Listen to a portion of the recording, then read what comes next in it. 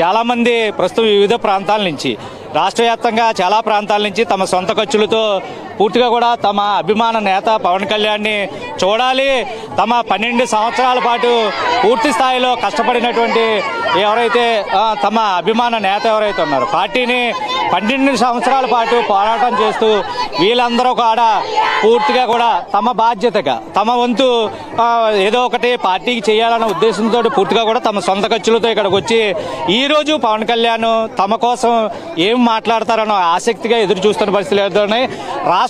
చాలా మంది మహిళలు ఉన్నారు, వాళ్ళు ఏ విధంగా ఫీల్ అవుతున్నారు ఈ రోజు వాళ్ళని అడిగి తెలుసుకుందాం. ముఖ్యంగా అమ్మ చెప్పండి, ఈరోజు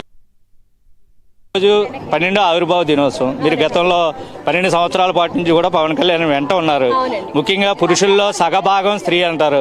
ప్రతి మగవాడి విజయం వెనకాల స్త్రీ ఉంటే ఖచ్చితంగా ఉంటుంది అని చెప్తూ ఉంటారు. ముఖ్యంగా 12 ఏళ్ళు అంటే పుష్కర టైం అయింది. మీరు ఎలా ఫీల్ అవుతున్నారు? మీ నాయకుడిని చూడడానికి వచ్చారు, ఇవాళ మీరు ఆయన మీకు ఏం చేస్తే బాగుంటుందని అనుకుంటున్నారు? మేమైతే ఎంత సంతోషంగా ఉన్నామంటే ఒక సంక్రాంతి పండగ కూడా మేము ఇంత సంతోషంగా లేమనుకుంటా. ఎందుకంటే ఎన్నో అవమానాలు, ఎన్నో ఆటుపోట్లు, ఒక్క సీటు సంపాదించినోడు, ఒక్క చోట ఒక్క పోటీ చేసి ఎక్కడ గెలవనోడు మీకు అసలు ఎలా నాయకుడు, ఆయన నమ్ముకుని మీరు ఎలా ముందుకెళ్తున్నారు అన్న వాళ్ళకి చెంప దెబ్బ తగిలింది. ఈ రోజున చెంప దెబ్బ ఈ రోజు అసలు వాళ్ళ మా ముందు తలెత్తుకోవడానికి కూడా పనికి రాకుండా ఉన్నారు. ఎందుకంటే ఎన్నో అవమానాలు పడినా, ఎన్ని మాటలు పడినా ఆయన ఏంటో నిరూపించుకున్నారు. ఒక వీర మహిళకైనా ప్రత్యేక స్థానాన్ని ఇచ్చాడు.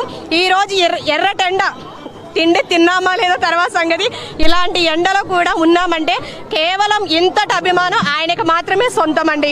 నేను హైదరాబాద్ నుంచి వచ్చాను, షేరిలింగంపల్లి. నా పేరు నాగలక్ష్మి. మీరు చెప్పండి. సార్, నా పేరు వెంకటలక్ష్మి సార్. బెంగళూరు నుంచి వచ్చాను. మాది యాక్చువల్గా నేటివ్ ప్లేస్ వచ్చేసి అన్నమయ్య జిల్లా రాయచోటి తాలూకా సార్. చిన్నమండెం బల్జపల్లి నుంచి వచ్చాను. అన్న మీద ఉన్న అభిమానంతో బెంగళూరు నుంచి వచ్చాను సార్. యాక్చువల్గా ఏంటంటే తిరుమల తిరుపతి వెంకటేశ్వర స్వామి కలియుగ దైవం అంటారు. కాకపోతే ప్రజలందరికీ దైవం మన ప్రత్యక్ష దైవం పవనన్న గారు. ఆయన కోసమే మేము అందరం ఇక్కడికి వచ్చాము, ఆయన చూడ్డానికే వచ్చాము. ఆయన గెలిపించడానికి మహిళలకి తోడుగా అండగా ఉంటారనే ఉద్దేశంతో ఆయన కోసమే మేము ఇక్కడికి వచ్చాము సార్. జై జనసేన, జై పవనన్న. మీరు చెప్పండి మీరు ఏ విధంగా ఫీల్ అవుతున్నారు? మీరు ఎక్కడి నుంచి వచ్చారు? మాది రాజమండ్రి అండి. మాది వై శ్రీను గారి టీం అండి. కానీ చూడండి, ఈ ప్రజలు చూడండి, అసలు ఎండను లెక్క చేస్తలేదండి, తిండి కూడా లెక్క చేస్తలేదండి.